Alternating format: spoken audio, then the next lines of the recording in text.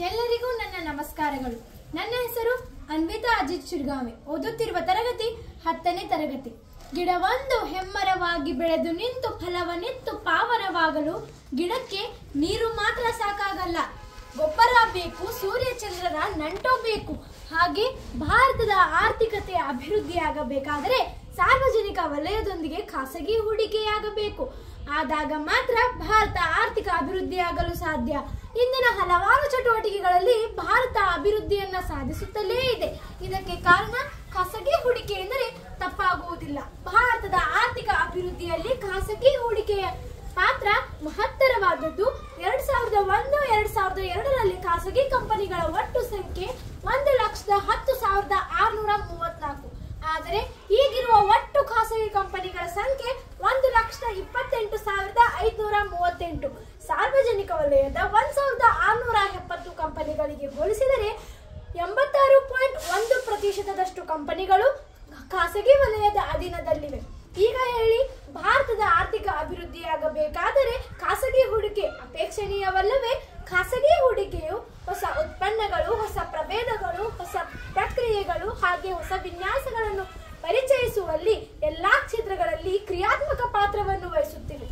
ಕೃಷಿ ಕ್ಷೇತ್ರಕ್ಕೆ ಬರುವುದೇ ಆದರೆ ಅನ್ನ ದೇವರ ಮುಂದೆ ಇನ್ನ ದೇವರುಂಟೆ, ಅನ್ನವೇ ಬೇಕು ಸಕಲ ಜೀವಿಗಳಲ್ಲಿಯೂ ಎಂಬಂತೆ ಕೃಷಿ ಕ್ಷೇತ್ರದಲ್ಲಿ ಕೃಷಿ, ಪಶುಸಂಗೋಪನೆ, ಹೈನುಗಾರಿಕೆ, ಗಣಿಗಾರಿಕೆ ಮುಂತಾದವುಗಳಲ್ಲಿ ಹೂಡಿಕೆಯನ್ನ ಮಾಡಿ ದೇಶಕ್ಕೆ ಸುಮಾರು 30% ಕೊಡುಗೆ ನೀಡಿ 67% ಜನರಿಗೆ ಉದ್ಯೋಗವನ್ನು ಕಲ್ಪಿಸಿದೆ. ಇನ್ನು ಕೈಗಾರಿಕಾ ಕ್ಷೇತ್ರಕ್ಕೆ ಬರುವುದೇ ಆದರೆ ಕೈಗಾರಿಕಾ ಕ್ಷೇತ್ರದಲ್ಲಿ ರಾಸಾಯನಿಕಗಳು, ಯಂತ್ರೋಪಕರಣಗಳಾಗಿರಬಹುದು, ಬಣ್ಣಗಳು, ಫೆರಸ್, ನಾನ್ ಫೆರಸ್, ವಾಹನಗಳು, ವಿದ್ಯುತ್ ಸರಕುಗಳು ಮುಂತಾದವುಗಳ ಮೇಲೆ ಹೂಡಿಕೆಯನ್ನ ಮಾಡಿ ಭಾರತದ ಕೈಗಾರಿಕೆಯಲ್ಲಿ ಅಮೋಘ ಪಾತ್ರವನ್ನು ವಹಿಸಿದೆ ಎಂದರೆ ತಪ್ಪಾಗಲಾರದು ಸ್ನೇಹಿತರೆ. ಇನ್ನು ತಂತ್ರಜ್ಞಾನದ ಕ್ಷೇತ್ರಕ್ಕೆ ಬಂದಾಗ ಮೊನ್ನೆಯೇ ನಾವು ಮಾಡಿದಂತಹ ಚಂದ್ರಯಾನದಿಂದ ಇಡೀ ಜಗತ್ತೇ ನಮ್ಮತ್ತ ಬೆರಗಾಗಿ ನೋಡುವಂತಾಯಿತು. ಮತ್ತೆ ಇನ್ನು ಸಾರಿಗೆ ಕ್ಷೇತ್ರಕ್ಕೆ ಬರುವುದೇ ಆದರೆ ರಸ್ತೆ ಸಾರಿಗೆ, ವಾಯು ಸಾರಿಗೆ, ಜಲ ಸಾರಿಗೆ, ರಾಷ್ಟ್ರೀಯ ಹೆದ್ದಾರಿಗಳನ್ನು ನಿರ್ಮಿಸಿದ್ದೇವೆ ಮತ್ತು ಸೇತುವೆಗಳನ್ನು ನಿರ್ವಹಿಸಬಹುದಾದ ಎಲ್ಲಾ ಕಾರ್ಯಗಳನ್ನ ಖಾಸಗಿ ಹೂಡಿಕೆ ನೋಡಿಕೊಳ್ತಾ ಇದೆ. ಇನ್ನು GDPಯು 1994 ಮತ್ತು 1995ರಲ್ಲಿ ದೇಶಕ್ಕೆ ನೀಡಿರುವ ಕೊಡುಗೆ 11.1. ಅದರಲ್ಲಿ ಸುಮಾರು ಸಮುದಾಯ ಹಾಗೂ ವೈಯಕ್ತಿಕ ಸಂಪನ್ಮೂಲಗಳ ಬಳಕೆಯಾಗಬೇಕಾದರೆ ಖಾಸಗಿ ಹೂಡಿಕೆಯಿಂದಲೇ ಆಗಿದ್ದು. ಇನ್ನು ವ್ಯಾಪಾರ ಕ್ಷೇತ್ರಕ್ಕೆ ಬಂದಾಗ ಅಲ್ಲಿ ಅಂತೂ ಭಾರತದಂತಹ ಬೃಹತ್ ಜನಸಂಖ್ಯೆಯುಳ್ಳ ರಾಷ್ಟ್ರದಲ್ಲಿ ವ್ಯಾಪಾರವನ್ನ ನಡೆಸಲು ಸಾರ್ವಜನಿಕ ವಲಯದಿಂದ ಮಾತ್ರ ಸಾಧ್ಯವಿಲ್ಲ. ಸಾರ್ವಜನಿಕ ವಲಯದೊಂದಿಗೆ ಖಾಸಗಿ ಹೂಡಿಕೆಯಾದಾಗ ಮಾತ್ರ ಸಂಪೂರ್ಣ ವ್ಯಾಪಾರವನ್ನು ನಿರ್ವಹಿಸಲು ಸಾಧ್ಯವಾಗುತ್ತದೆ. ಅಂತಾರಾಷ್ಟ್ರೀಯ ವ್ಯಾಪಾರ ವರ್ಗಕ್ಕೆ ಬಂದಾಗ ಅಲ್ಲಿ ಇದು ಸರ್ಕಾರದ ಬೆನ್ನೆಲುಬಾಗಿ ತನ್ನ ಕಾರ್ಯವನ್ನು ನಿರ್ವಹಿಸುವೆ.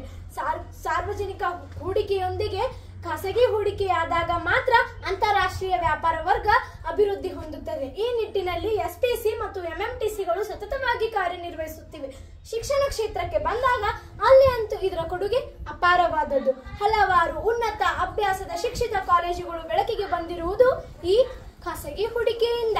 ಇತಿಹಾಸವನ್ನು ಓದಲಾರದವ ಇತಿಹಾಸವನ್ನು ಸೃಷ್ಟಿಸಲಾರ ಎಂಬ ಮಾತಿನಂತೆ ಖಾಸಗಿ ಹೂಡಿಕೆಯು ಶಿಕ್ಷಣದಲ್ಲಿ ಇತಿಹಾಸವನ್ನು ಸೃಷ್ಟಿಸಿ ಇದಕ್ಕೆ ಸಾಕ್ಷಿಯಾಗಿ ಮೊನ್ನೆ ಬೆಳಕಿಗೆ ಬಂದಂತಹ ಅಜಿಮ್ ಫೌಂಡೇಶನ್ 1ರಿಂದ 10ನೇ ತರಗತಿಯವರೆಗೆ ದಿನಾಲು ಶೇಂಗಾ ಚಕ್ಕೆ, ಬಾಳೆಹಣ್ಣು, ಮೊಟ್ಟೆ ಮುಂತಾದವುಗಳನ್ನು ನೀಡುವುದರ ಮೂಲಕ ಮಕ್ಕಳನ್ನು ದೈಹಿಕವಾಗಿ ಹಾಗೂ ಬೌದ್ಧಿಕವಾಗಿ ಸದೃಢರನ್ನಾಗಿ ಮಾಡ್ತಾ ಇದ್ದಾರೆ.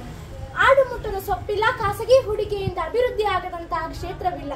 ನಡೆಯುವವನು ಬೀಳುವುದು ಸಹಜವೋ ಮಹಾಲಿಂಗ, ಬಿದ್ದವನು ಮೇಲೇಳಲೇಬೇಕು ಶಂಭುಲಿಂಗ, ಬಿದ್ದು ನೀ ಮೇಲೇಳದಿದ್ದರೆ ನನ್ನ ಆತ್ಮಭಂಗ. ಹಾಗಾಗಿ ನಮ್ಮ ಭಾರತವನ್ನ ಖಾಸಗಿ ಹೂಡಿಕೆಯಿಂದ ಅಭಿವೃದ್ಧಿಪಡಿಸುವ ಶ್ರೀರಂಗ ಎಂದು ಹೇಳುತ್ತಾ ನನ್ನ ಮಾತಿಗೆ ವಿರಾಮ ನೀಡುತ್ತೇನೆ. ಜೈ ಹಿಂದ್, ಜೈ ಕರ್ನಾಟಕ.